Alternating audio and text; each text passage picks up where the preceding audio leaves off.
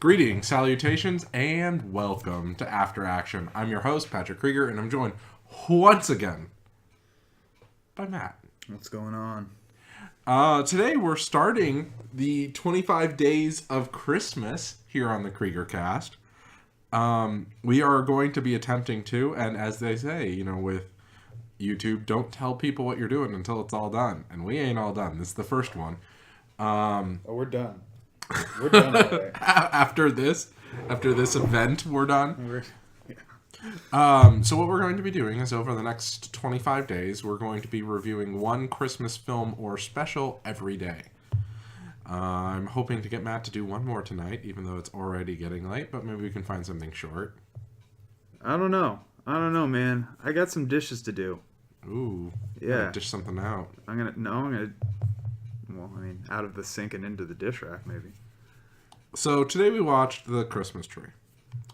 It's a Christmas special that was done in 1991. We're gonna say must see, not see. Yeah, that's what I'm gonna say. But I adore this description. You ready for it? This is the IMDb description for this film. Fine. A dying woman. What? Returns to her native Dublin, relives her past, and awaits the arrival of her ex-lover. That's not the movie.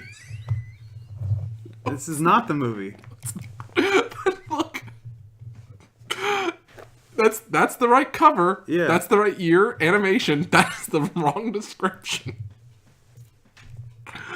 Yeah. That's wrong. IMDb wrong. IMDb Breen is wrong. That's hilarious.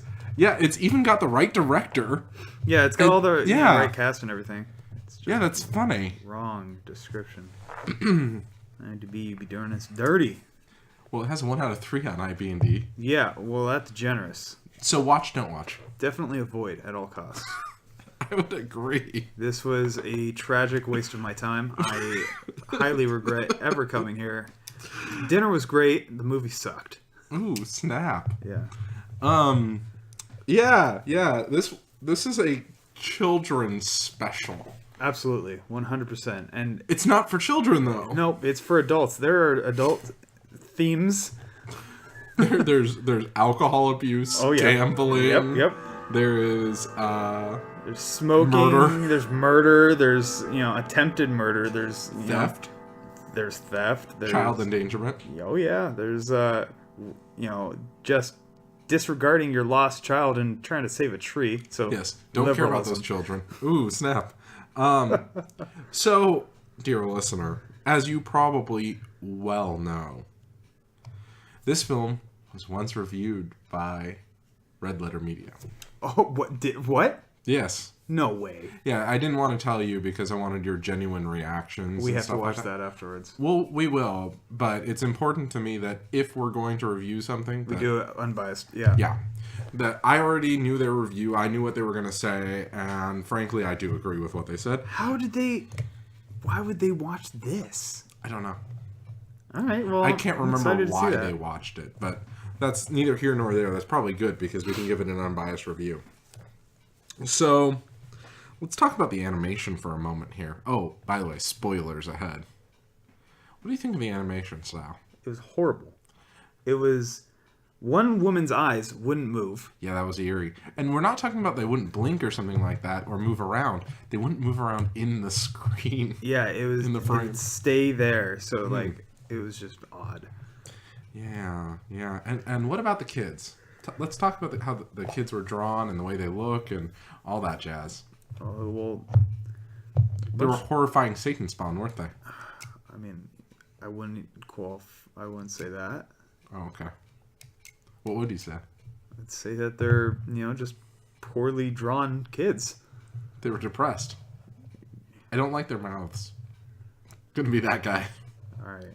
Well, I guess I'll join in the hate of children drawn in a stupid movie and say that, yes, they are repulsive and from the likes of the Hills Have Eyes series. Okay, so our film starts off with a 10-minute narration of just some man saying stuff. Just spells out the whole story. Yeah, gives you the whole background. What did you think of his delivery? Well, he's no Morgan Freeman. No, he's not. And so this guy, it's a good thing he doesn't narrate too many other things. Let's hope he doesn't. Let's hope. He was deadpan. His script was pretty bad. It was literally just him telling us what happened. It was awful. And if you were a kid, you would check out so fast from this. Oh, dude. So fast. Yeah, you wouldn't stick through the narration. No way. It's like, here's a book. In this book, the Christmas stories. Like this one. Let's start with this one. Let's go with this one in the middle of the book, because that's what we do. Oh, man. Yeah. So, we have a cast of characters here. We have some orphans. Yep. Always good for a laugh, orphans. Ha! Misfortune. Ha! Yeah. Then we have the orphanage lady who is a gambling alcoholic and all sorts of crazy. Yeah, just genuine, just to the letter, just an evil person. Yes. We have a mayor who's clueless. Absolutely. Gives sacks of money, big old bushels of money to Matilda, or is Mavilda. that Mavilda? Yeah, Miss Mavilda. Miss Mavilda. Yeah. Oh, now you're cooking with gas. Jeez. And so we get to see how bad Mrs. Mavilda is. We get to see her waste the children's money by gambling. Yeah, she gambles it all away, smokes and drinks to excess to the point where she wakes up with a hangover, I guess, every day. Yeah, they mentioned hangovers. Yeah. Interesting. In a children's Interesting thing. adult theme there. Yeah. We get to see her awkwardly tear clothing off of kids, which was really creepy. Yeah. The boy covered up his chest, but not the girl. No, was weird. And the noise, it was like a pop, if I'm not mistaken. I don't remember that. Yeah. Blocked it out. Yeah, as you should. It was disturbing. It's traumatized. Triggered. So there was that. We get that whole backstory. And then there's this husband and wife with 2 kids who the husband's going away. And he says he'll be back right before Christmas. Oh, I thought it was after. And I think he said just before Christmas. He might have said just after. Yeah, I don't know. Because I was like, what is he doing for an extended period of time? Yeah. And dropping his wife and 2 kids off at an orphanage. Going off to fight the war, guys. Did he even drop him off at the orphanage? Or did he just drop him off in the town and then the town had to figure out something to do with him? Well, no, he dropped him off at the front door and was like, all right, I better go. Yeah. And then Mavilda is... It's important to get these characters' names right. Mavilda was like, oh, come on in. And here are the ground rules. No fun, no trying to live at all, no food, no fun, do chores all day. She must have a spotless house. And, bed by 7, and you have to wake up no earlier than 7, no later than 7. She had the kids asleep for 12 hours. Yeah. There was one thing she was adamant about, and that was the children's sleep. Yeah. Gotta be well rested for those arborous chores. Yeah. Wow. And one of the things is that these kids are in love with a pine tree outside. They've named Mrs. Hopewell. Because the kids have no toys or clothes. So they look out the window and they see the only thing out there that's living is a tree. Yes. And it seems to be the only tree in the town, by the way. Yeah, and it also stands like 40 stories tall. Yeah, it's the tallest thing in the town.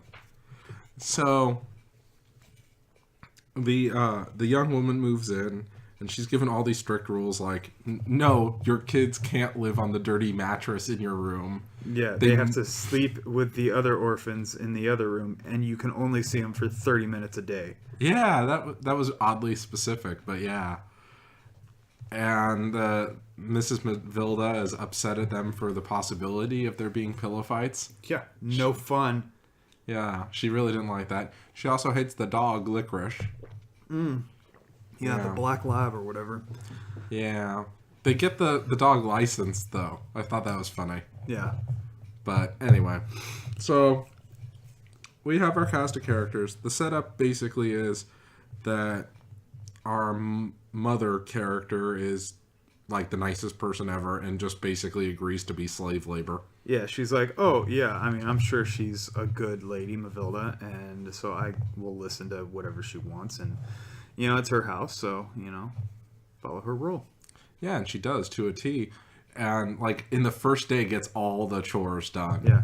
Oh, you did the cleaning? Yes. And the mopping? Yes. The windows? Yes. The ironing? Yes. And they show all that. Yeah. They show all that happen. Exactly, because there's nothing else to talk about or show in the movie. No, and the kids, their voice acting is awful. Although, in their defense, I think they got actual little kids to do the voice acting. They must have been, like, toddlers, like, just overemphasized baby sounds. Which, you know, if they actually used real kids, that's actually kind of cool in a way. You know, like, at least the kids can go back and say, like, hey, I was in this thing. Not even a B movie. No. I would not know about this if it weren't for Best of the Worst. Yeah, see, and I don't even know about this. I was just shocked that it was available on the YouTubes. Yeah, you know, sometimes the best things are on YouTube. So, Mrs. Mavilda gets another 2 sacks of cash, and the mayor makes it very clear that they're sacks of cash in front of the mother. And the mayor says that this is for the children's clothing and the children's toys. And that they are to get these things for Christmas. Mrs. Mavilda then goes and gambles it all away. Yep, and emphasizes to her gambling pals to not forget the champagne. Yep. And she goes all in at the end of the night. Oh, there's the children's bread, I think she says at some point. Yeah, oh, and it was so funny because she's like, well, here's all the children's money. It's like, no more direct way of saying, like, you know, let me go ahead and waste all this money that's already allocated for the kids. Okay, I do have to say, I'm kind of casually looking at some things here. And it says... There's another thing on IMDb as a description of this movie. Christmas tree poser. Heartless Mrs. Mavilda runs an orphanage where cares the Christmas tree kids fun in balloon land. What? Yes. See, that started off really well, and then something about a balloon land. There were no balloons in this movie. No, there was lightning. There was not a single balloon. Yes. Oh my god, you can buy this on Amazon? For how much? $10. That's a waste of $10. Think of what else you can get for $10. The description is the Christmas tree is about poor children who live at Mrs. Mavilda's orphanage. They've never had a Christmas. Yeah, well, they've never had clothes either. Or food. Yeah, they talk a lot about that they don't have food. Let's see some reviews. The Christmas tree has recently become infamous entry in It's So Bad It's Good. No. This was not a It's So Bad It's Good. It's so bad. Oh my god, it's hilariously bad. I highly recommend it for fans of Mystery Science Theater or a gift to people who like So Bad It's Good movies. It's not so bad it's good. It's so bad. It's bad. It's bad. It's just a waste of your time. I mean, granted, it was only like 46 minutes, but... You know, it was just not that good. This video, which has very poor animation, is at times better than others, but is always very odd. My children love the crazy moments, but my opinion, it's a bit... ... 2 stars. Nice story, but very amateurish. Cheap production. Even the voiceovers are weak. The story is nice, but the narration is so annoying, and the voice is bad. 2 stars. Loved it. 5 stars. This movie brings back so many memories, and it's hilarious. A must-watch at any age. 5 stars. All right, this is epic. Now, this movie is... Next meme. Now, this movie is bad. I mean, really bad. That's why I love this film so much. Hell, if you watch it alone in the dark, it'll give you nightmares. I've had few. What? 5 stars. 5 stars. This is a great way to not sleep. You play this movie backwards, and then you also play Pink Floyd's Dark Side of the Moon backwards, and you get, this crazy rendition. And make sure to take extra shrooms. A glorious holiday dumpster fire, The Room of Animation. Dumpster fur. This has a 3.5 out of 5. This has a 3.5 out of 5. From who? On Amazon. Oh my god. It says, in my opinion, okay, this video, which has poor animation, my children loved the crazy moments, but in my opinion, it is a bit scary for 4-year-olds. Too stupid for 10-year-olds, who can handle the villain with the chainsaw. Oh yeah, Chainsaw Massacre. For the laughs, my 10-year-old and 12-year-old want to keep it. Why? It wasn't even funny. There was no... We thought it was funny in that it was, dark and ridiculous. Yeah, I have to say, if you're a fan of Red Letter Media and you like the concept of watching the movies that they watch, then it's worth a watch because there are some interesting moments that Red Letter Media failed to mention, most of which we mentioned in this. They do talk about how the kids go missing and the parents don't even go looking for them. That the parents are more worried about saving the tree than they are worried about saving their own children. And then Santa brings the children back. Yep, and then winks at the daughter. Oh man, the Santa is so creepy and he's drawn so wrong. It just made me channel my inner Jack and say bad touch when the Santa glared at the camera. Yeah, I don't get that reference. It's a Red Letter Media reference. Anyway, we also find out that Santa is also Thor, yes, the god of thunder. God of thunder, lightning, and joy. Yes. As he strikes Mrs. Mavilda with a lightning bolt. Yeah, right before she's about to chop down the tree with a chainsaw. An electric chainsaw, mind you. Yes. I don't know. She made that emphasis, and then there was no power cord. Yes. It was quite clearly gas. Yes. That's actually funny. And the then... clock's all right.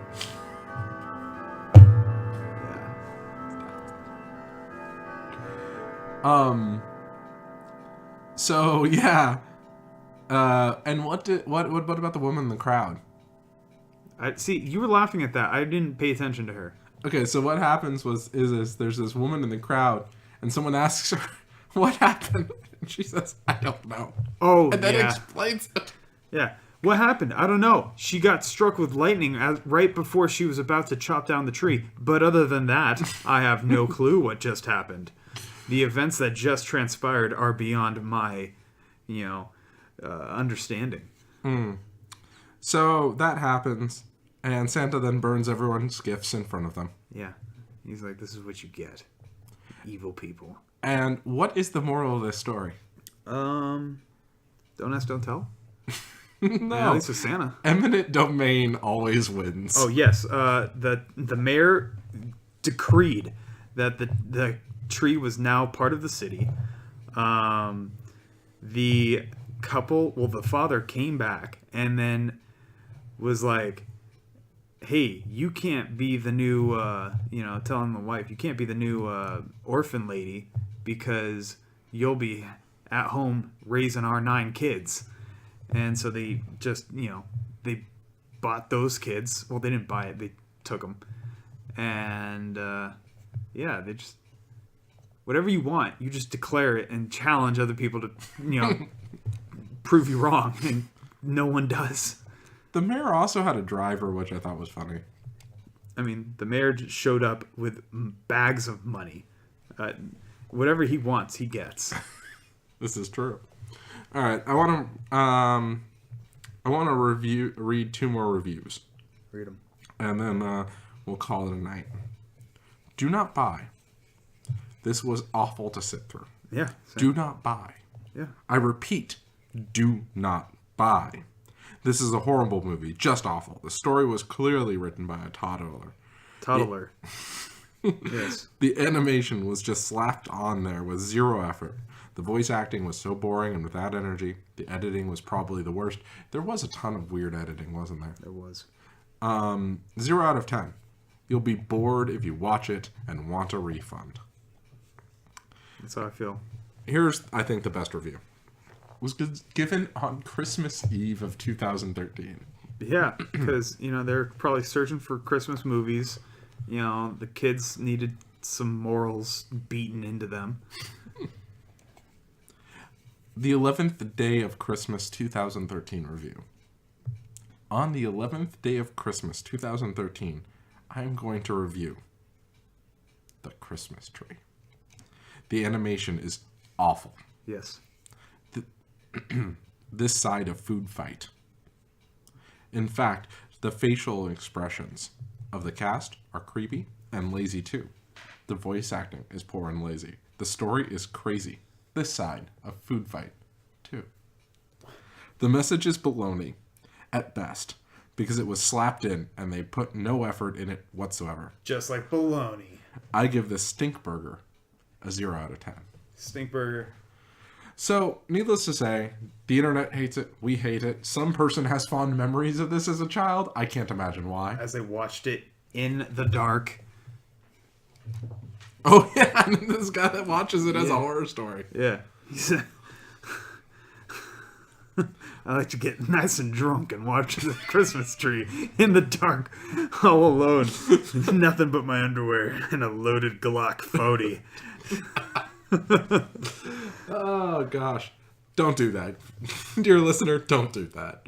We don't condone drinking and firearms. Oh, yeah, of course not. But, I mean, don't watch don't watch Food Fight either. But don't watch this.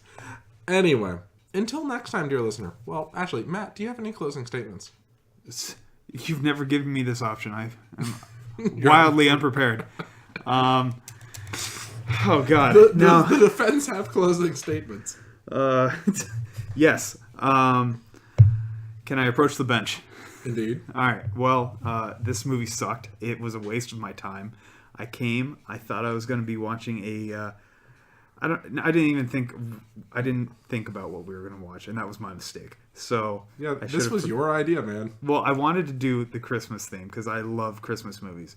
I hate this movie. You chose this. It looked short and it looked animated. It looked fun. Well, you didn't choose the particular film, but you chose this fate for us. Yes, I did choose this fate, and this is a fate that this is a journey we can't break off of. No, we are committed, dear listener, as Patrick says, dear listener. Reindeer listener. Reindeer listener. We will try to do better. Well, that's why I'm going to get Matt to watch one more thing tonight. That's not happening. Oh, that is so happening. Nope, I'm going to pack a lip and head my way. If I don't get you to do this, I have to get someone else to do this tomorrow. We're running out of time, man. Well, we could do anything tomorrow. I literally have nothing going on tomorrow. I think Will works. You get here early. Well, okay, no. Are we going to do something cool during the day? No. We should do something cool during the day. I love that our listeners have to put up with this. Well, yeah, this is what you get now. You get our thought processes. Let me hit the gym in the morning, and then we can go and do, laundry. Tan? I already did those. I don't tan anymore. It's all about those pale white gains. Extra translucent for the veins. Well, we could. There's a lot of cool places we can go to this weekend. For sales. Because it is Cyber World. I don't know. Small Business Owner Saturday. I don't know. Small Business Saturday. I don't know.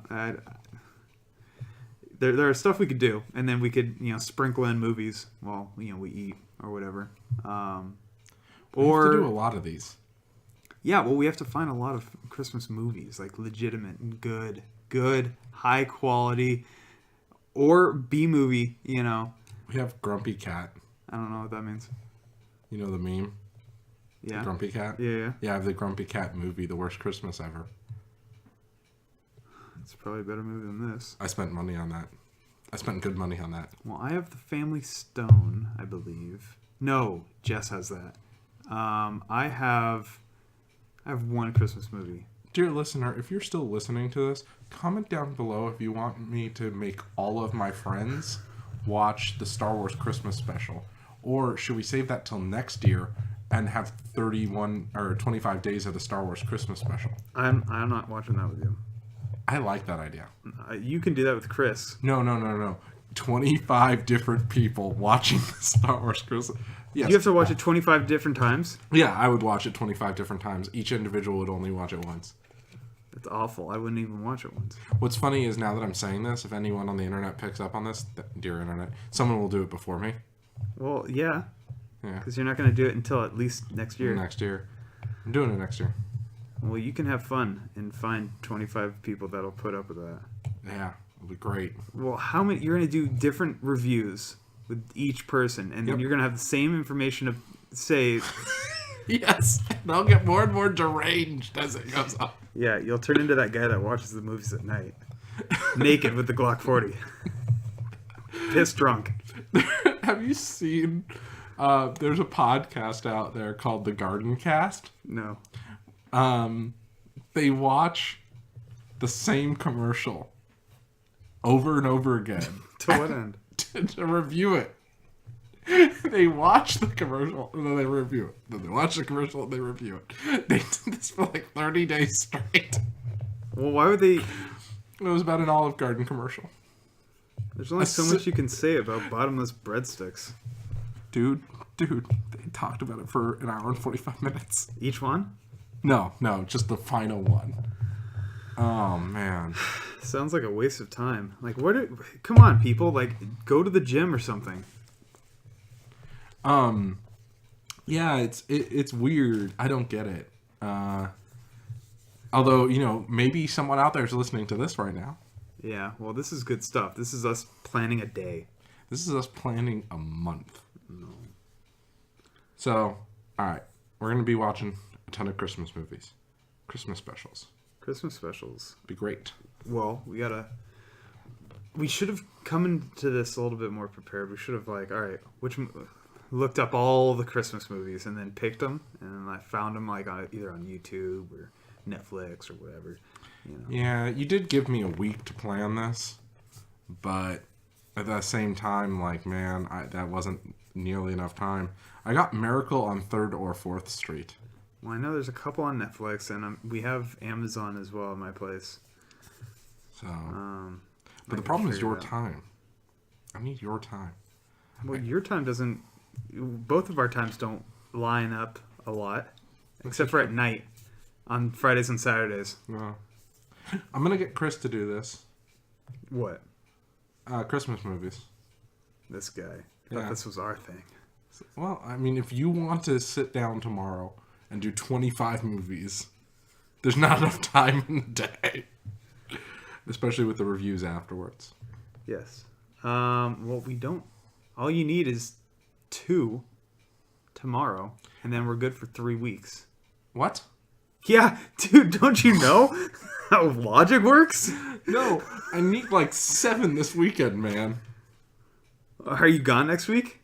No, but, I mean, you won't be available during the week. Oh, that's right. It's yeah. Once a week, bro. Yeah, we have once a week. So, and I could probably only get Chris to do 2. And I'm going to get Steven to do 1. All right, well. And I'm glad we started it off with the worst film ever. Yeah. We should have started off with 34th Street. What's that? Miracle on 34th Street? I'm sure I've seen it. It's the most famous Christmas film ever. No, you know what the most famous Christmas movie ever? Die Hard. Yep. Hell yeah. It's the only one. We have to watch that. You know what's kind of funny is when you search Christmas movies on YouTube, Die Hard shows up. Yeah, which is I guess a point of controversy on the internet. People are like, if you think Die Hard is a Christmas movie, you're out of your mind. You're off your rocker. No, the ultimate Christmas movie is clearly Iron Man 3. I never saw that. I don't like Iron Man. I think he's a bit pretentious. I mean, he is. Yeah. But no, I never saw. I saw one.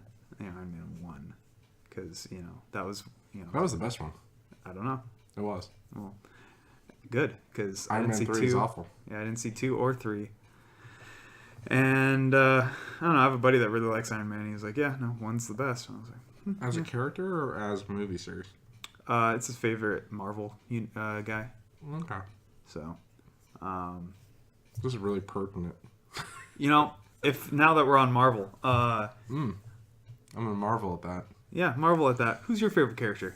In the Marvel universe? Sure. Or comic book character? Marvel Universe. Marvel universe? I hate to say it, but Captain America. I mean, that's a good choice. I like traditional Cap. I also like... one of the things I love about Captain America is that everyone always forgets that there used to be Captain Italy and Captain Germany and Captain Great Britain and Captain Canada. I don't know if there was a Captain Japan. Captain Germany becomes Red Skull. And then I think Captain Italy gets killed during the war. I don't know if Captain Great Britain... And I love that he's Captain Great Britain. I don't know why I find that as funny as I do. I mean, I don't know. But the Cap is great. That's a good choice. A good choice. Mine is Thor because He's also Santa. He's also Santa. You can't mess with the God of Thunder. It's just he's got long hair. He loves metal. And his background is just the best. Like the myth. What do they call it? The mythology of it. Yeah. Well, I mean, because it's real mythology. Exactly. That's what I mean. What's real about Deadpool? Yeah, actually, I like, as they say, I like Deadpool better in the comics. I love Deadpool. Don't get me wrong. He's my very close second favorite character. He's too nihilistic for me. See, I like the fact that he sets out on something. Like, he's like, all right, well, I'm going to do this. And then he does it. And then, he completes it. He always gets his man. Always. You know what's kind of funny? Is I love the concept, by the way, that someone's going to see this review for the Christmas tree, and it's going to be like 45 minutes long. Yeah. And people are going to go, what were they talking about? This is all Christmas tree related.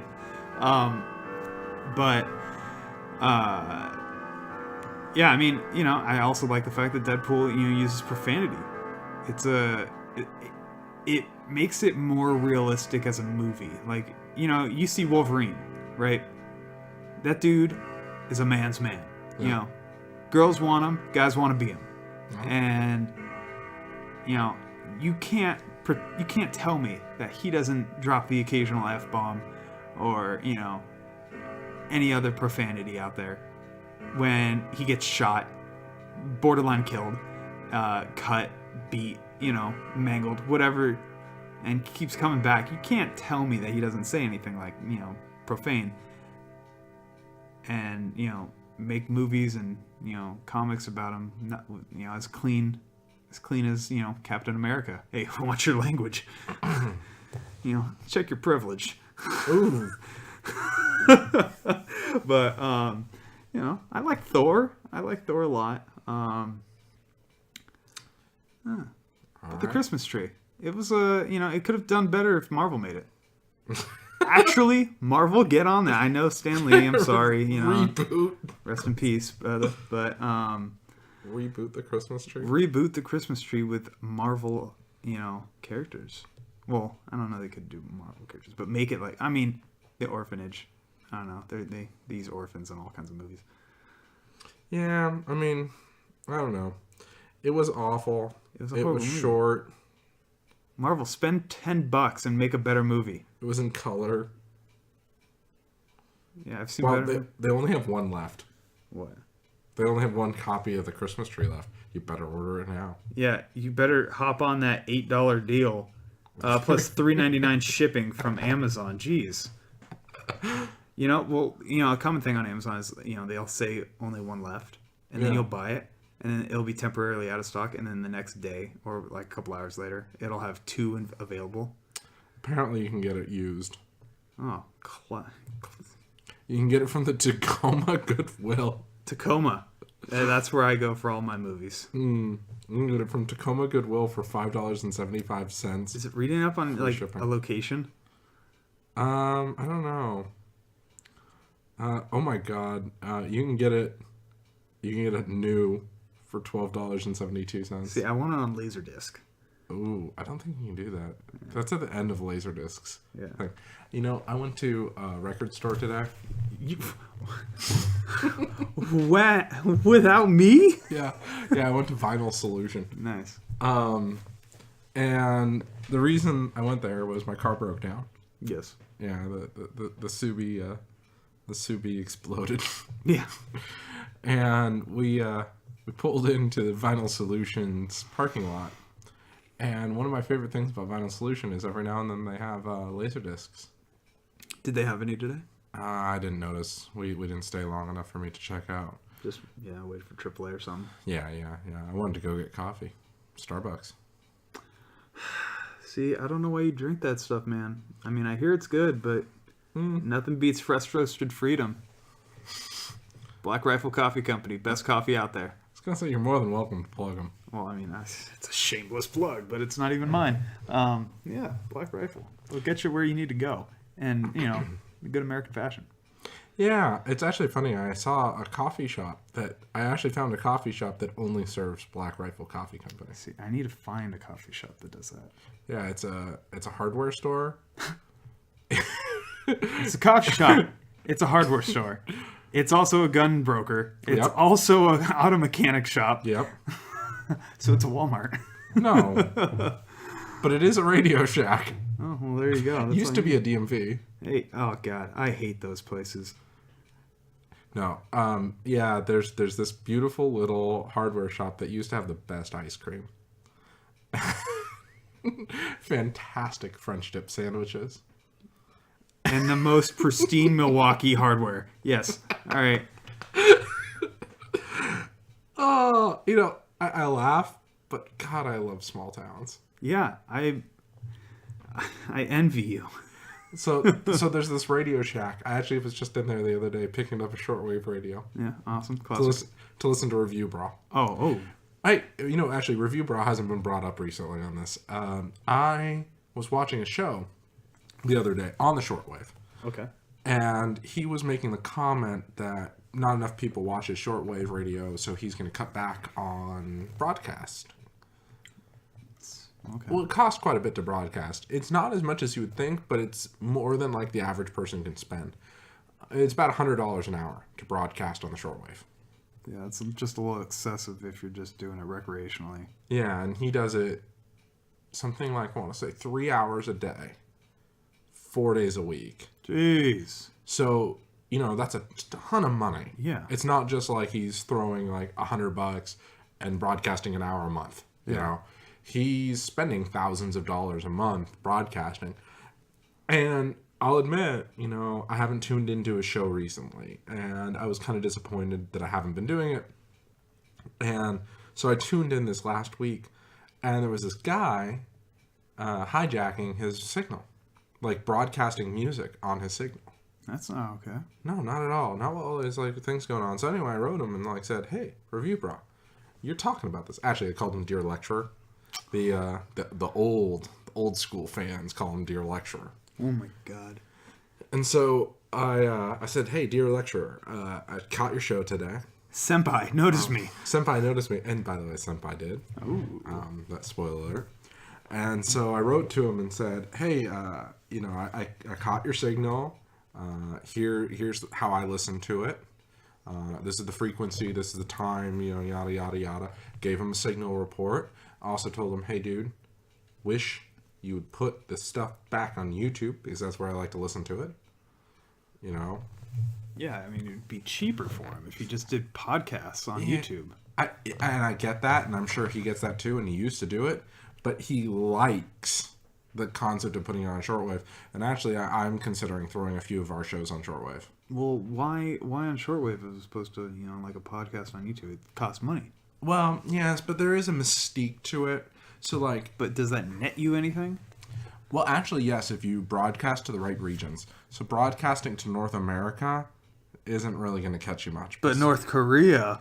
Yes, actually, he broadcast to North Korea. Oh my lord! And we could broadcast to North Korea. We could broadcast this to North Korea. I don't want to broadcast anything to North Korea. I need them to know my inner thoughts.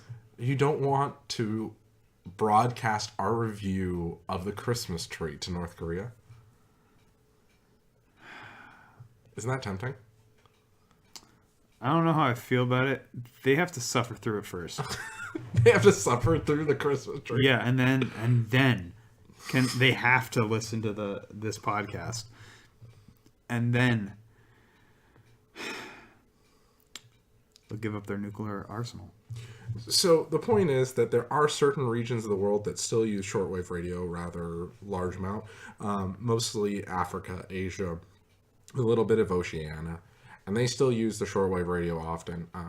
Up in Washington, I use the shortwave to get fire news, to listen to a ball game.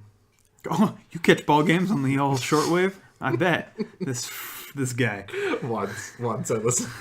You got to catch the old Milwaukee Brewers playing my Seattle Mariners, you know? No, I actually was listening to the Republic Tigers. Oh. Yeah, the Republic Tigers take on, I want to say it was like the Salt Lake Seabees. The Kettle Falls Miners. Kettle Falls.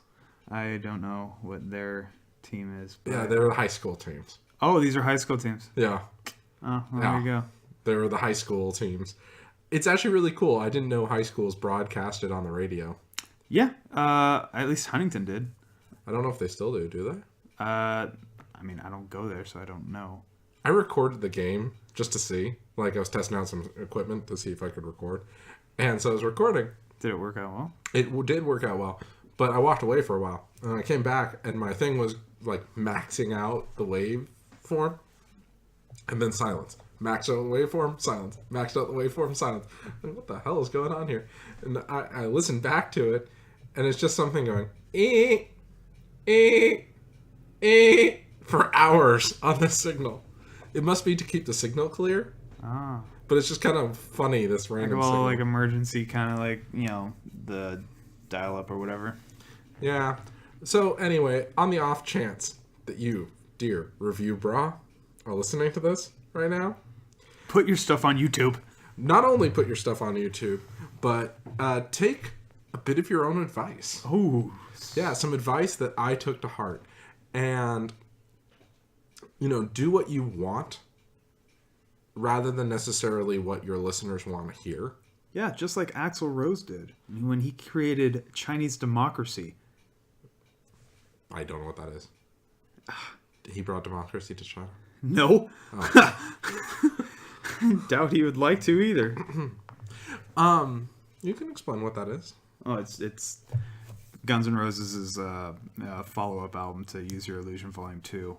So their last album together as the true band, more or less, was in 93, and then Chinese Democracy came out in like 2007.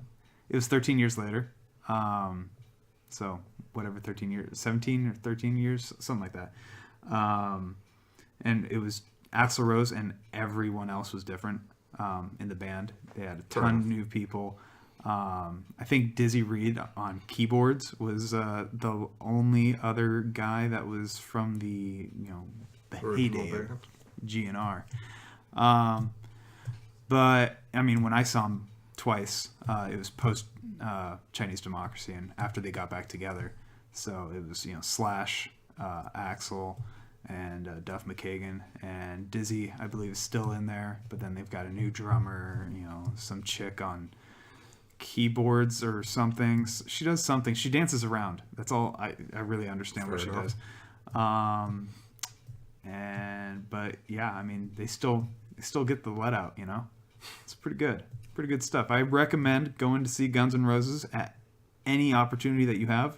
Tickets may be anywhere from $200 to like $1 million, but spend your life savings and see them. By God, see them, because when Axl asks you, do you know where you are? That's just a bone-chilling Oh, because you're in the jungle and you're gonna die. And it just goes on and on and on. And they are the greatest rock band in history. You heard it here, probably last because everyone else has said it before me. Also, it would be impressive if someone's still listening to this point. Oh. If you are, comment gingerbread down below. Oh my god. No, we should do it like Grand Thumb does. And Big Daddy Grand Thumb. And yeah. Smash that like button if you don't like safeties. If you're one of those people who likes, a 1911 as a reliable firearm, like down below. No, it's like I love his little comment. it's the best. They're very Do you have one memorized? No, but they're very classic. It's like but it's like very snarky. unique. Yeah. Yeah, I've never heard anyone do it like that. And he goes, he starts off every video. This guy Grand Thumb, and he starts off all of his videos with some snarky comment. And he goes, "If you've ever pulled your 1911 out only to have it, like mechanically, I don't know, like break, and then have to result to your follow-up weapon of being a Glock." And put rounds on target. Go ahead and like and hit that like button, or I don't know. Yeah. I'm doing a horrible job on it, but you get the point. Where he does those cool little things. It's funny because there was one particular one I was watching where I do whatever it was that he was making fun of. Oh yeah. And I'm like, you know what, Grand Thumb, for that I'm throwing you that like. Throw him. Oh man, no, he's the greatest YouTube guy out there for firearm reviews. I hate to say this, man. I really hate to say this. Grand Thumb, if you're listening. Oh God, people, find him. Grand Thumb. It's like GARANDTHUMB. And obviously there's an @ sign somewhere. No, there's no @ signs on YouTube. Oh, well. We're free of that, man. You're free of that. It's a new world order. Go and find him. Watch all of his videos. Subscribe. Comment with watch Kreeger cast. Christmas tree. Spam his account. And you can't recommend people spamming. That's against YouTube rules. Oh, okay. Well, don't spam him, but politely request that, he takes a gander at Patrick's channel here and, gives us a little Grand Thumb, cameo or something. I don't know. That'd be awesome. Actually, so in all seriousness, this channel does funny movie reviews. Yeah, sure. It's just something I actually really enjoy doing with my friends. I kind of like that we have a structure. Like, oh, what are we going to do tonight? We're going to watch a movie. We're going to review it. Yeah. This is a thing we do. But I also miss kind of the old form podcasts we kind of try to do. And that I hope we still will do, kind of like we're frankly doing now. But one thing I'm doing, and I'm doing rather seriously, is I'm lining up interviews with vets. Yeah. I got a buddy who's a legitimate Navy SEAL that I'm hoping to have on. Oh, the teacher? Yeah. I haven't asked him yet, but I'm going to ask him. But I have a pilot lined up, a World War II pilot. I have a World War II radio operator. But was the World War II pilot Russ? Yes. Oh, dude, yeah. Yes. Please get him on here. That will be iconic. Russ is lined up for sometime this week. We were supposed to get together last week, but he had medical appointments, and I had to deal with my mom's car. So we're lining it up for this coming week. I'm going to interview Russ for as long as he wants, and I want to do 2 interviews with him. I want to talk about his military career, and I want to talk about Boy Scouts with him. Ooh, that's a very, very cool concept. Is not only his military career, but like the after the war, doing the Boy Scouts stuff. Yeah. He was Scoutmaster for like 10 years. He was in Boy Scouts from 1934 through now. Yeah. And he only took off 6 years. And 3 of those he was fighting in World War II.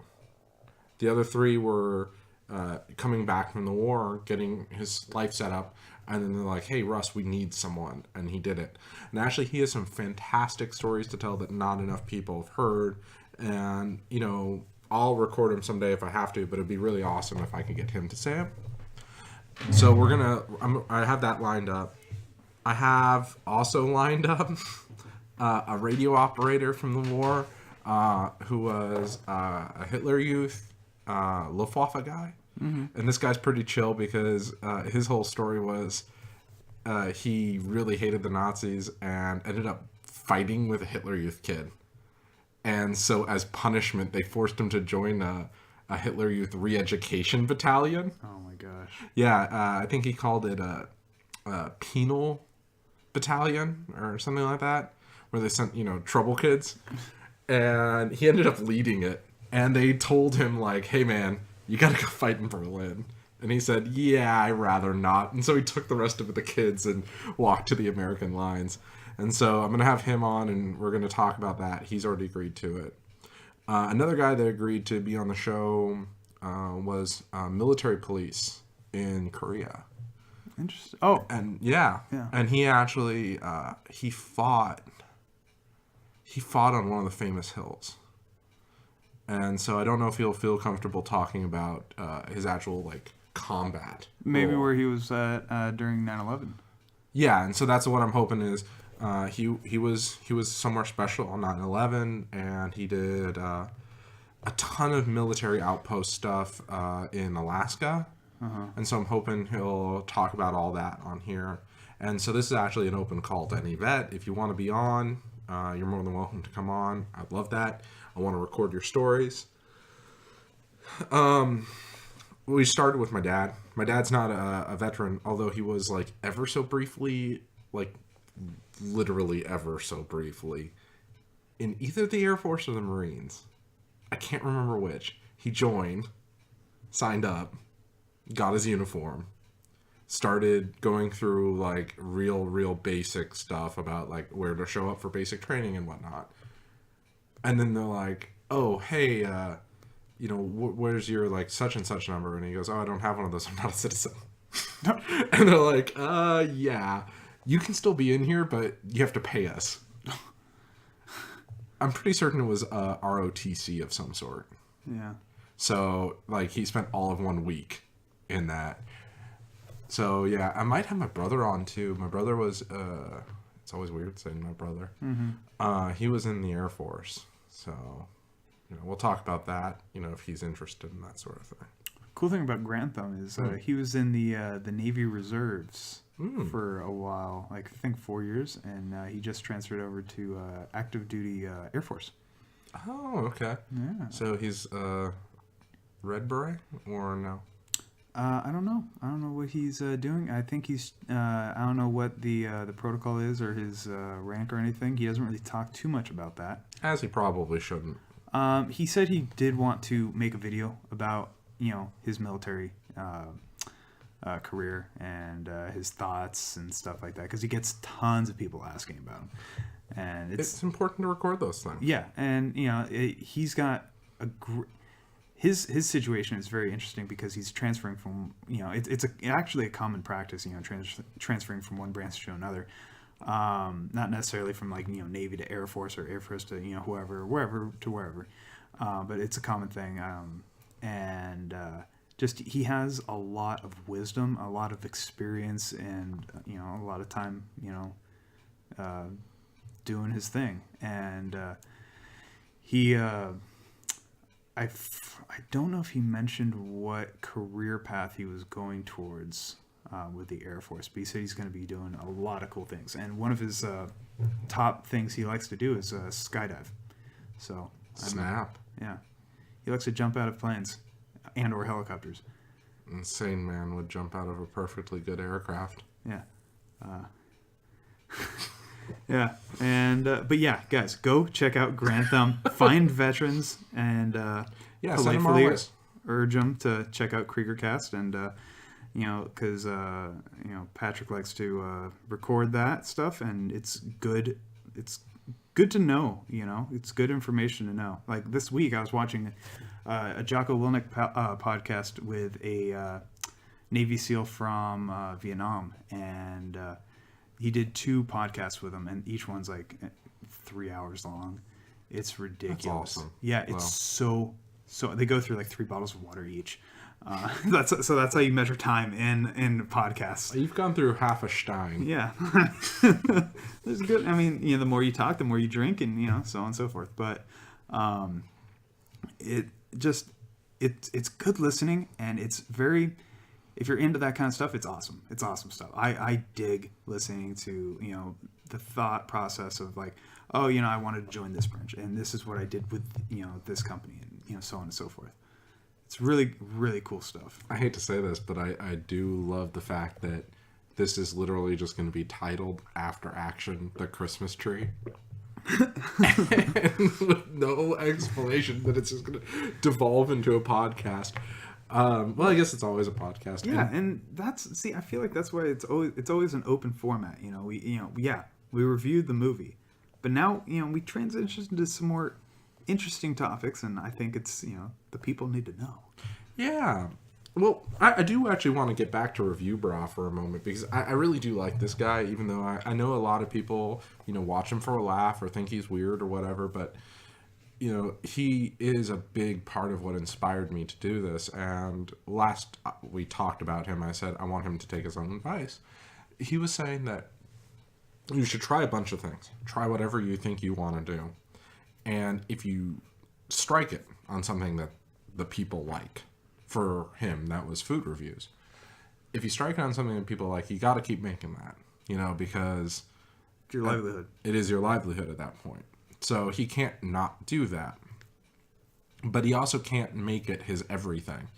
For example, he was unable to get a particular type of burger, and it really hurt him that he couldn't get this burger to review it. And he was like, what is this? That I'm feeling upset about not getting a burger? That's kind of stupid. Well, it's not that he was upset about not getting the burger. He was upset about like failing his fans and stuff like that. And Review Bra, you didn't fail us. Not only did you not fail us, actually, but you ended up finding the burger anyway, and we know that. But he said, just do what makes you happy. Exactly. And if you strike it on something, continue that, but don't stop. Don't let that hinder doing what you really want to do or what makes you truly happy. Exactly. And what I started this podcast for was to record stories with my friends. And it didn't really matter if anyone actually listened to us. And we're actually getting small amounts of traction. We're getting 10 views a day at this point. And we are getting thousands of impressions. And it's fascinating to me that this little podcast here is starting to pick up. Who knows if it will ever amount to more than just our friends listening. But, for example, the review that Stephen, Lizzie, and I did on Twisted Pear, that's up to 20 views. And I think only you and I watched it. I didn't watch it. You didn't watch it? No. So that's 19 unique viewers. How cool is that? It's pretty cool. Yeah. Most of whom are people who don't know me. Yeah. Which is kind of cool. So, this is going to be a thing. And I also love mixing my passion for history in by reviewing or interviewing these people. I'm going to be interviewing my mom here pretty soon. She agreed to talk about her folks and growing up. I actually, I don't want to just interview military people. I mean, that's the most fun to me. That's the part of history that I find the most fascinating, as a lot of people do. But it'd be cool to get some other stories in here that aren't just military. I don't know. I don't know. Who would you want to interview aside from some sort of that or active duty person? Well, in terms of pie in the sky interviews, I mean, I would frankly like to interview a bunch of YouTubers. I do want to I have some questions I would like to ask Critical. Mm-hmm. I have some questions that I would like to ask Review Bra. Those sorts of people. One thing I would actually kind of love to do is interview people who run museums. Now, that sounds a little weird at first. Sounds super boring. Oh, yeah. So what do? I turn on the lights, and I let the people in. So a good example is I went to a lecture on armor by a man who is the head of armor preservation for the British Museum. Okay. Which is one of the largest museums in the world, if not the largest. And so he gave a 2-hour lecture over at OCC on armor and how armor evolved and what plate mail was used for. And he talked about so much stuff that I had no idea about. Like how a real set of medieval armor is a hell of a lot lighter than even modern armor. And it's almost as good. He was talking about how, like, you know, the chest plates and the face plates and some of the shoulder pads could stop a modern bullet out of a 5.56. That the steel was that thick. It's got to be so heavy. But that's the thing, is it isn't. Like, a full set of armor, I could be wrong about this, but I think he was saying it was like full set, everything. It's like 80 pounds. It's still a lot of weight. Yeah, but like our Marines go into battle with like 160 pounds of gear. Gear, not armor. Yeah, but when you're in armor, you got other people dealing with your gear. You're just fighting. So, I don't know. It's kind of interesting. These historians that find themselves in charge of these collections can talk about little points in their collections. I don't know. Do you have something you would like to hear about? You know, I mean, there's the obvious of cops. Yeah. Oh, cops. No, wildlife firefighters. I think that's a really cool topic because it's a little different from more city based firefighting duties. Well, even city firefighters would be interesting. Yeah. I mean, that's two different things. Yeah. I don't know. I'm trying to think of like specific people, and that's the problem. It's like because I don't know the people, but I know I want to hear about all these different things. Like I got an EMT lined up, like a legit EMT. You could talk to Will probably. He's a paramedic. Ooh. We should have Will on. Exactly. Let's set that up actually soon. You know where he lives. No, I don't. Yeah, I do. I love that comment from you the other day. What you doing tomorrow? I have no will. Yeah, Will wasn't there. Yeah, but anyway, I got an EMT. We should get Will. We got a lifeguard. We got a couple lifeguards actually. We could interview them both. One of them was has even a ton of cool rescue stories. I won't say his name here, but it's not the one you're thinking of. No, I imagine not. Maybe Kamal? Kamal would actually be interesting. That would be an interesting podcast. I don't know what you guys would talk about. Maybe the restaurant business or his life. Yeah. His life is actually fascinating. Yeah, Kamal. Kmart. You listen to this? You listen to this right now? I don't think he listens to YouTube very much. You send him this, Matt. You send Kamal this. I don't have a way of sending it. Oh, actually, I follow him on Instagram. Yeah. You send him this. And Kamal, this is your official invite. You come on here. Come on here, Kamal. Yeah. And we'll talk about you for a bit. So we'll have Kamal on. That's a great idea. See, how do you send out invitations to interview people on like YouTubers? So typically, from what I've heard, is DM them? Twitter. So I don't have a Twitter. I don't have a Twitter either, and so before this podcast goes out, I'm gonna have to get a Twitter. Yeah. I'll be at Kreeger Cast if that's available still. I'm sure it will be. And I'll start DMing people through Twitter. There's a few big YouTubers that have specifically put out, because I watched their stuff. They said, if you send me a list of questions and you tell me a time and you show up, I'll be on your podcast.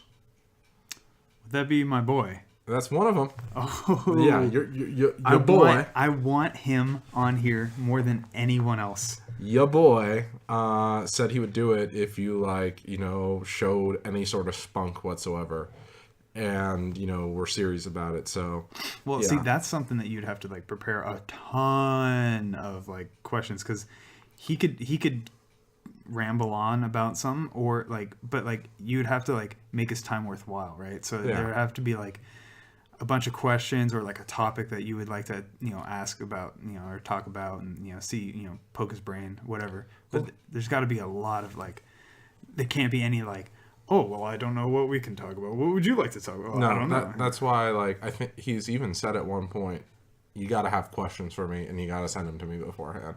Not that he will necessarily be upset at you if you ask him questions that are off topic, because he's totally good at thinking on his feet. But he wants to know that you're serious and you're not just doing this. I think we can kind of show that we're serious because we started this podcast September 11th. So we've been going for a while now. Yeah, it's a couple months. Yeah. So, and we've actually been producing daily content now for almost a month, which is more than most podcasts can say. Yeah, it's an alarming amount. It is an alarming amount, but that's mostly thanks to you and Chris. Both of you guys are like willing to sit down and watch 2 or 3 movies in a row, and that's helpful. Yeah. So, yeah, set up Will. That would be really cool. I mean, yeah, you might have to do it like during an afternoon. Yeah, I'll work around his schedule. On a Saturday or Sunday. He's usually, as of late, he's been pretty busy with weddings and miscellaneous things, and obviously the holidays. Yeah. And work. So he's been, I rarely see him anymore. And I live with the guy. So, yeah, I mean, he would definitely be a fun interviewer. He's very intelligible.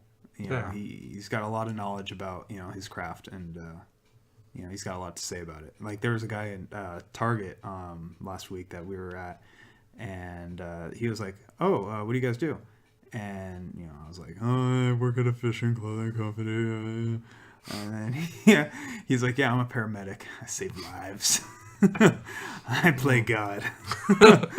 And, the guy was like, "Oh, man, all my friends are telling me," he's this employee at Target, "all my friends are telling me, I should be an EMT or like a paramedic. I've got that, skill set or something." And I was like, that's a bold statement. Interesting. And Will was like, "Yeah, man, go do it." And he's like, "What's involved?" And he goes, "With what?" And he goes, "Trying to become an EMT." He's like, or a paramedic. He's like, "Well, everyone starts off as an EMT. You have to do that for about a year or 2 to get the experience, and then go to paramedic school. But first you have to go to EMT, take an EMT class, and usually, people can knock that out in a semester at like an OCC or, Golden West or whatnot, just a JC. And you get that, you get hired by a company, you do that for a couple of years, you go to paramedic school, that takes about a year, and then go do yeoman's work in some, for some, he works for a AMR, American Medical Riverside, I believe, or something like that. But yeah, he works for an outfit that, I believe contracts out to like fire stations and whatnot for their paramedics and whatnot. OCC got rid of the fake ambulance, didn't they? I don't know. Dude, I haven't been there since 2000 whatever. 14? No, way earlier than that, man. 2014 is when I started Cal State. Okay. So maybe the end of 2014 or mid. Yeah. But anyway, they used to have an ambulance there, and that was always kind of cool to see. They had a bunch of weird stuff. You could take people around and show them, like, oh, our Huey helicopter. Oh, that's our 737. Oh, that's our Allosaurus. Oh, here, look at this 2-story fish tank. Yeah, like, it was really. I mean, that was in there. Yeah, that was. I mean, it's such an awesome campus. We used to have an island. What? OCC used to have an island. Where? In Washington. In Washington. Yeah, someone gave us an island. We also, one really cool thing that OCC did, and we're going to do an entire podcast on OCC. Oh. Yeah. Who? I don't know. Maybe I'll do it alone. Maybe I'll do it with you. Maybe I'll do it with Ash. I think, frankly, I should do it with everyone who went to OCC. Kamal. Yeah, no, I could do multiple with multiple people. Because everyone has a different view of OCC. I was there for a long time. getting like ridiculous numbers of AAs. But one of the things that I always thought was kind of absurd about the OCC is, you know, we used to have this way you could take a semester, not quite, I guess you could call it a semester abroad, but you would get on a ship in at OCC's private harbor, which OCC has private docks. And yeah, we still do. And you would get on a boat and sail from there to Antarctica and back. Jesus. Yeah, and that was a year. Yeah. Now, technically, you had to be someone really special to do the full year. But most people would go from here to Antarctica and then to Terra del Fuego. And then they'd fly from Terra del Fuego home, and new people would get on at Terra del Fuego, go back to Antarctica, and come back. And it was just a semester. Like, you would go through English and history and all your basics, your GEs, while sailing. Seems, I couldn't do that. Yeah, that was something that I was kind of thinking about, because at the time, I actually had the maritime skills to do it, and I was going through the maritime program at OCC. You know, so I was going through that program. I got my like seamanship and, you know, all those classes, navigation and whatnot out of the way. And I was like, yeah, you know, I could do this. But at the same time, literally every class that they offered except one, I had taken. So I'm like, I can't actually take it again. That's not something OCC allows you to do. Which is weird. It makes sense because OCC is a publicly funded college, and you can't just waste government money doing nothing. So if you've already passed, you don't get to go. And you go, but wait, didn't I pay for OCC? Yeah, you did pay for OCC. But I always found this fascinating that OCC, Orange Coast College, Orange Coast Community College, I don't know. But OCC apparently cost something like, I want to say it was $800 per unit at OCC. Might have been $500 per unit per student. So you only got charged something like, originally we were charged like $7 a unit, and I think by the time I left you were charged like $35 a unit. But the government's still picking up that slack, where the rest of that money is coming from. Now, a lot of that actually, what's funny is OCC actually broke even a number of years from parking fees and parking tickets and renting out the parking lot for the swap meet. And so OCC was actually self-sufficient, which is really interesting from the perspective of a school. That here's a school giving you a fantastic education, charging its students roughly $700 a year. It's $700 to $800 a year, depending on your class load. Yeah, I remember it was like $350 or in change or something. A semester, yeah. It ended up being around $800 towards the end. And towards the end of my tenure after like books and whatnot. Well, yeah, and then there was books, but books is a whole nother story. Frankly, 9 times out of 10 you don't need them. But 10 times out of 10. I've literally needed the books twice. See, and I want you guys to know here that I went to a community college, right? I went to a community college for like 6 or 7 years, okay? But I took a full load or more. Like, I would take between what is considered a full load, 12 units, or the maximum OCC would allow us to take every single semester I was there except one. So I wasn't just wasting my time. I was doing all this classwork, and I think only twice I needed the book. Yeah, I mean, I never used the book. I took classes that specifically required us to use the book. Oh. So I avoided those classes. Fill them in. So anyway, we'll have an OCC class or OCC talk sometime. I love the school. You know, go Pirates. Yeah. We have a flag of a flag. What? Yeah, do you know what OCC's flag was? I don't know what OCC's flag is now, but OCC's flag was a blue field with a flag on it, like a pirate flag. Because you can't actually fly a pirate flag, that's illegal. So they put a pirate flag on a blue field. Yeah, I don't know. Yeah. I like pirates. Yeah, Pete the Pirate was our mascot. That's lame. That's a lame pirate name. It should be like Jack Sparrow or something. Oh gosh, we had like the lamest phrase too. Arg. I used to question people what our school motto was Why? because like it was absurd. What's our school motto? I'm never getting out of this place, or this is a joke, or I'm just here for the food. I don't know. I'm just here for the food. Yeah, their food was good. I'm not gonna lie, their food was on point. Was it? Well, their geology department was cool too. Okay, so I actually do want to say a couple things about the school that I just adored. So I used to have this professor. I'll actually see if I can get him on. He was Professor Watson, right? Sure. And guess what his friend's name was? Oh my god. Was it Sherlock? No, but it was Holmes. So Holmes and Watson used to have lunch together, and I'd see them hanging out and stuff like that. And I eventually asked him, like, "Hey, do you guys work to stop the plots of Professor Moriarty?" And they laughed and they said, "Yeah, we haven't heard that one before." And I actually couldn't tell if they were serious or not. Like, it would sadden me if people hadn't made that joke before. But here's the thing that's really funny is we actually have a Professor Moriarty. We do. Yeah, we had a Professor Moriarty. She was the head of the geography department. Yeah. Was she that Somalian lady? No. I took her for geography. I don't remember what her name was. It could have been Moriarty, and I haven't. No. Moriarty wasn't Somali. Yeah, I don't know. I enjoyed my experience at OCC. I think it's good. I don't know. Let's see here. What is the school motto?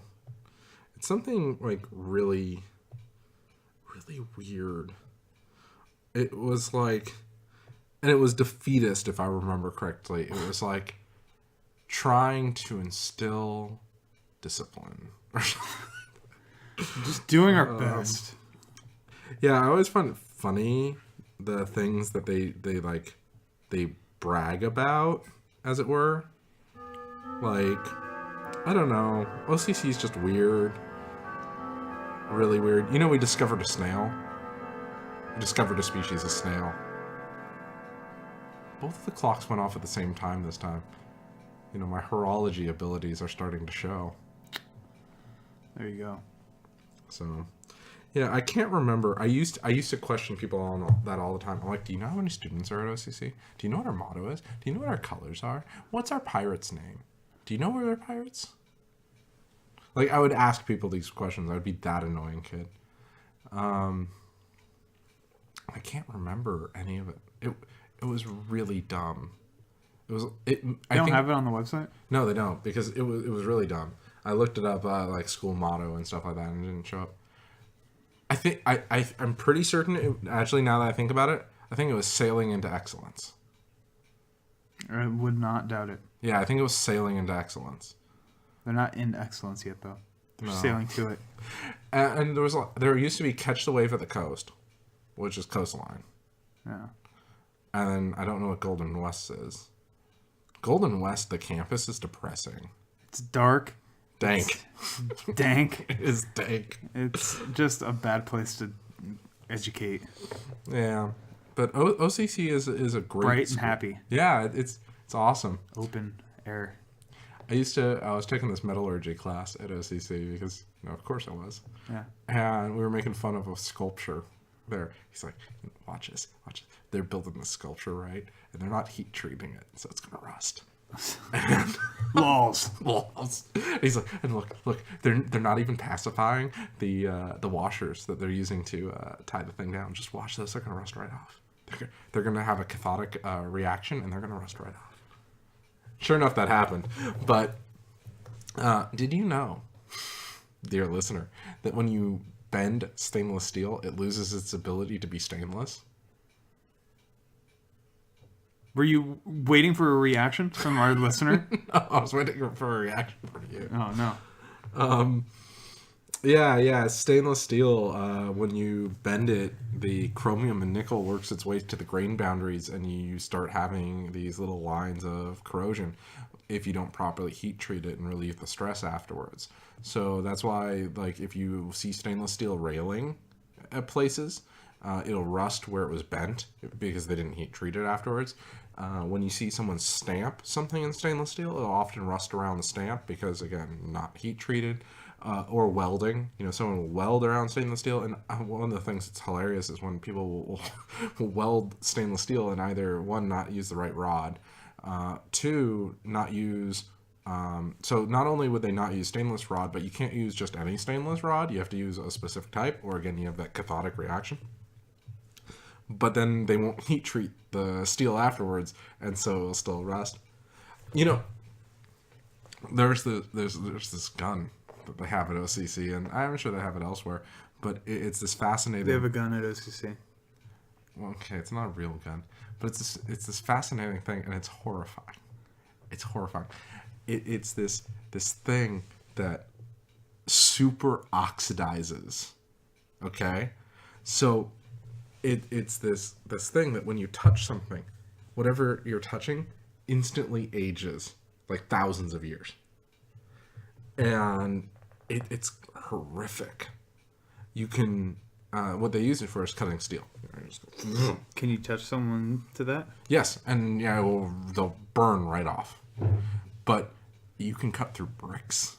Like, it was the weirdest thing. Like, they're like, oh yeah, here's a 6x6 brick, or 2x2 by 3x6 brick. I think that's what the standard size is.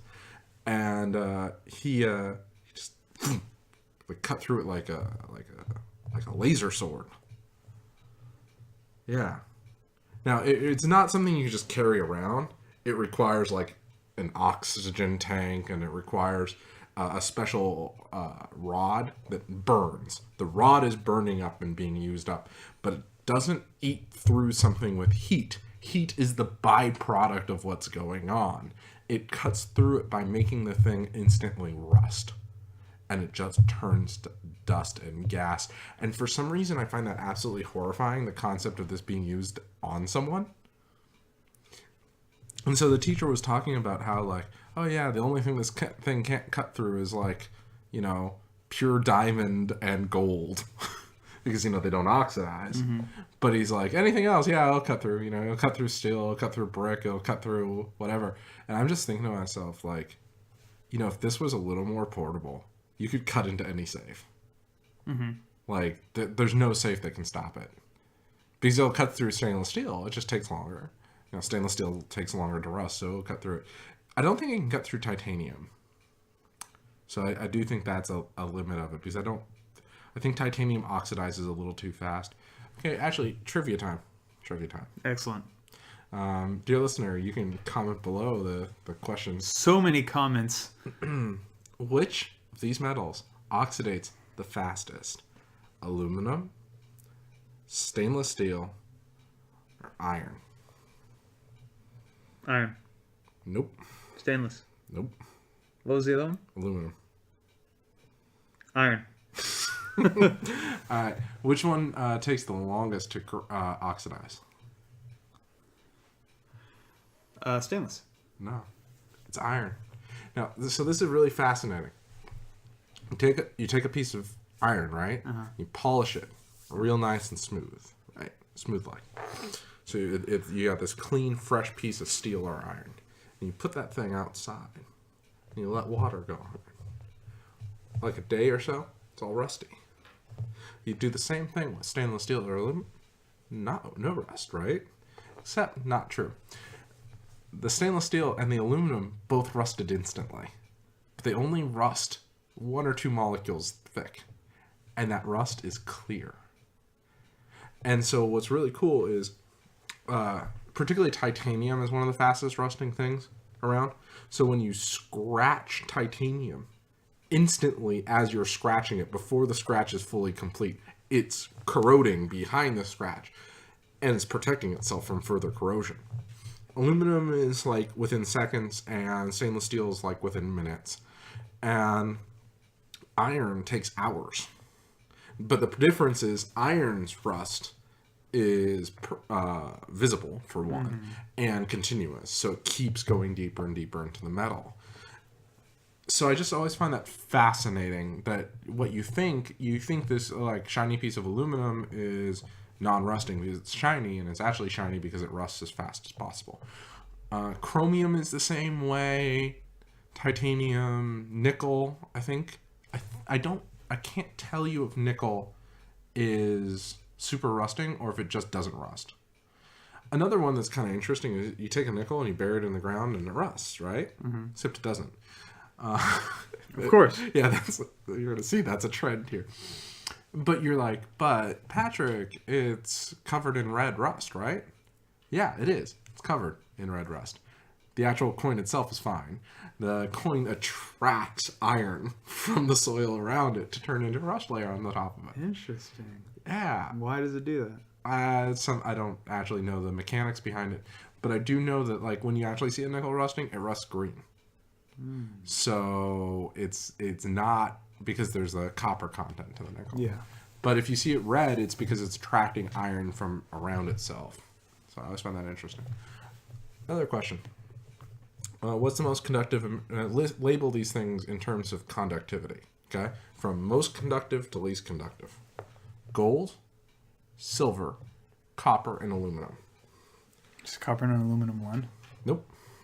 I don't know. But aluminum is pretty up there.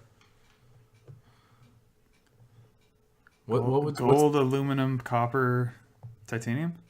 Titanium wasn't even on that. What's the most conductive metal? I don't know. Gold? No, but people think that, and it makes sense. You go, don't they plate all contacts in gold? That's why it's conductive, right? Like it's super conductive. That's why you coat them. No, gold is only more conductive than copper because it doesn't oxidize. If you have a perfectly polished piece of copper, it actually is more conductive than gold. Just gold doesn't rust, so you can coat a copper piece with gold, and then instantly you get the non-corrosionness of gold. That's all that's there for. Silver is actually the most conductive metal. So I find that fascinating. Silver is the most conductive metal. And you go, okay, well, if silver's so conductive, why don't we use it? And actually the truth is we do use it. We use it in MRI machines a lot because we need to create supermagnets. And it's fascinating when you cool silver to a really, really low temperature, it becomes a superconductor. A superconductor is something that energy can travel through without losing much. So you can pass, like say a pound, this is a really bad way to look at it, but a pound of energy in one end, and on the other end you get like 99% of a pound. As opposed to when you put a pound in a copper line, you'll get like 70% of a pound out the other side. So silver is a superconductor under certain temperatures, and that's why MRI machines are also really, really cold. Something people don't really talk about. MRI machines take a ton of energy and they're really cold, and they're cooled with liquid helium. And it's fascinating. All MRI machines in the world are made in the same plant, and there's a finite supply of helium on Earth, so there's a finite supply of MRI machines. Which is just an interesting. Where are they made? They're made in England, and they're actually made in this really cool plant that has like special contraptions to capture all the leaking helium, so that they can then put it back into these things. Because helium, like I said, is a finite resource. Is it? Yeah, and it's a resource that isn't very common in Europe, which is why the Hindenburg was full of hydrogen as opposed to helium, because helium is mostly a New World mineable resource. Which is fascinating. All the helium that's on Earth right now is on Earth from the formation of our Earth as a molten glob in space. And once we mine that pocket, there's nothing creating new ones. Now we can create helium in a super collider by combining hydrogen atoms, just like the sun does. But that's horrendously expensive at this point. Now the cool thing is you do get excess energy, but currently not more energy than you put in. Eventually, theoretically, you could throw hydrogen at each other and get more energy out of it than you put in, and yada yada yada. Because you're not actually getting more energy out than you put in. That's impossible. But you're converting some of the matter into energy. So that's kind of cool. But anyway, yeah. So silver is the most conductive. then aluminum, then copper. And you go, okay, so I get why we don't use silver for our cables, because silver's so expensive. It's actually really funny. Southern California Edison toyed around with the idea of making the long distance transmissions lines in silver. They toyed around with that concept. And the reason they decided not to do it is two reasons. One, the huge upfront cost. And then two, the fact that people would steal it all the time. You know, Like it's they hard. steal copper. They steal copper, but imagine if it were silver, they would steal it a hell of a lot more often. Yeah. So, okay, you can't use silver because of that. But aluminum, that makes sense. It's more energy conserving than copper. So why don't we use aluminum? Well, aluminum has the unfortunate habit of work hardening, and it work hardens very, very fast. So I'll give you this challenge, dear listener. You can prove it to yourself. Find a piece of copper wire and bend it back and forth. Okay? Just bend it back and forth and see how long it takes it to break. Now, because what's happening there is every time you bend it, you're generating a tiny little bit of heat at the point of the bend.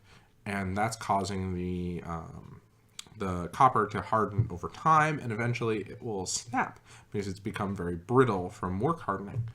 This process happens a hell of a lot faster on aluminum than it does copper. So if you take a piece of aluminum, I can't think of something safe you could handle that's a piece of aluminum.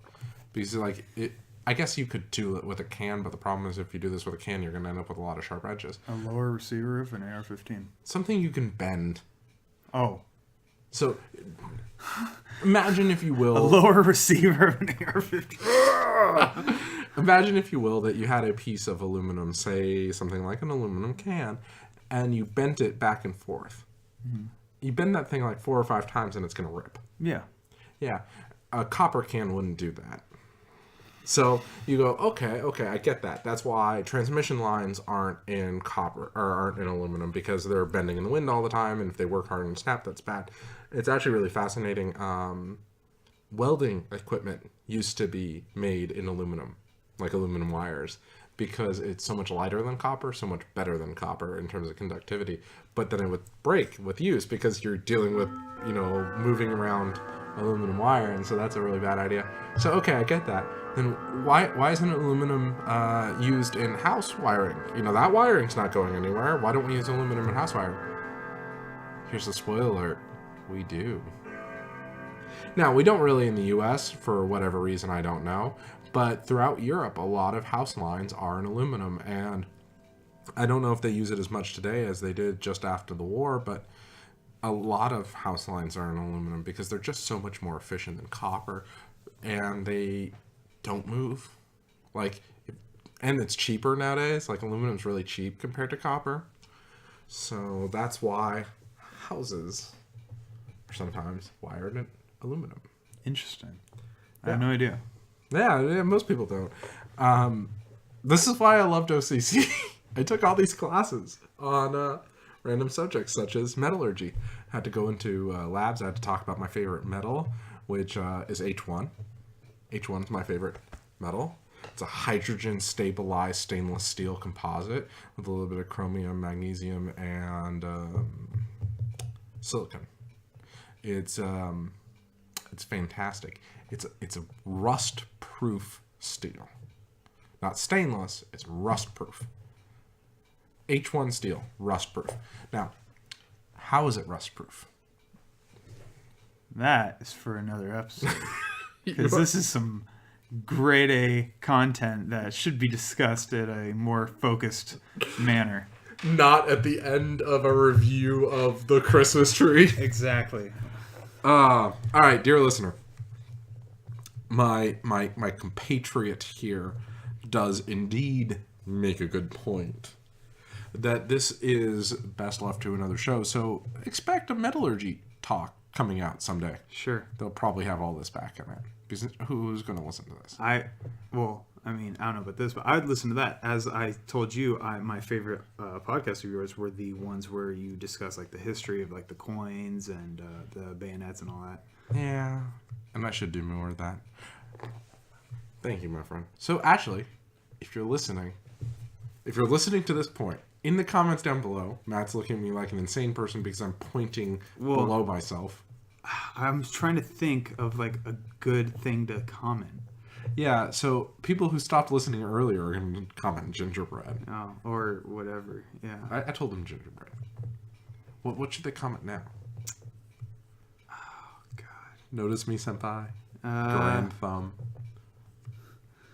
Review bras god. Well, I mean, a true test to me would be for them to go onto Grantham's page and find a review title and comment with it below. So you just want to give Grantham flurry publicity? Yeah, for our like 2 viewers. Yeah, because he's literally God. Speaking of which, I actually never said what I wanted to say about Grantham. Oh, what did you want to say about him? What I wanted to say is that man needs to start reading audiobooks. How did you know he doesn't? Oh, snap. You assumed his free time. No. I don't mean free time. I mean he should be the one reading them. His voice is fantastic, and his manner of speaking is great. He would make an excellent audiobook reader. Yeah, I don't know. Yeah, I agree, but I don't think he does. He should, like, legitimately, Grantham, if somehow, my God, if you're listening to it at this point, Grantham, if you're out there, this is a call from 2 of your most ardent fans, one more so than the other. I just found out about you thanks to Matt. Matt's been a diehard fan for a while now. Yep. If you're somehow listening to this, can you please start reading audiobooks of modern military history? Oh, that would be like they have the books about SEAL Team 6 and whatnot. If he read that stuff, it would be beautiful. Yeah, I mean I would listen to anything he read, man. Your voice is like butter. Yeah, it's he's got a good pair of vocal cords on him. Is it a pair? He's got a nice pair on him. So, on that note, the moral of the story was eminent domain. Mavilda gets shocked by Thor, also known as Santa. We didn't talk about the wrap up. So, we're going back to the Christmas tree. We're going back to the Christmas tree. And I kid you not, this is a Christmas tree review. So, at the end of the film, at the end of our Christmas special, there's a wrap up by the narrator. And the narrator's like, and guess what happened to Mrs. Mavilda? She became good. I don't know how. Let's just say she did. And I heard it from a source. Yeah. That she now works as an assistant at the orphanage. And she's a good person now. And it's like this half-hearted laugh. Yeah. It was the strangest thing. And it just felt like it was trying to draw out, because this film is exactly 45 minutes. Yeah. I want to point out our review of it is almost 3 times as long. Wow. Yeah, we've been talking for almost 2 hours. That's awesome. Yeah. That's almost a Jocko podcast. It's almost a Joe Rogan podcast. Oh, powerful Joe Rogan. Yeah, he's got some things to say about some things. What's his phrase? What's his phrase? Wow. No, it's not wow. He has this thing. It's like, possibly. Maybe. He has one of those phrases that he says all the time. Well, it's not well, actually. Joe Rogan was actually one of the reasons I started doing this. Joe Rogan, Review Bra, Yahtzee. A bunch of people are reasons I did this. You're actually a huge reason I did this. Did you ever listen to the intro I did? I thanked you. Oh, yeah. Yeah, I thanked you for kind of... Wasting your time? No. Whoa. For kind of pushing me to do this. You said you wanted a podcast where we could talk about guns and life, the universe, everything. I like that. That's my favorite thing to talk about. And here we are, having just talked about the Christmas tree. Yeah, the greatest, worst movie ever, as most people would say. No one would say that, Matt. It's the worst movie I've ever seen in my life. I wish I took that 45 minutes back and could put it into this podcast about, anything else. About metallurgy. About Garand-thumb. About the children at the orphanage. But mostly about Garand-thumb. Yeah, I still really just love the children. So, until next time, dear listener. See you out there.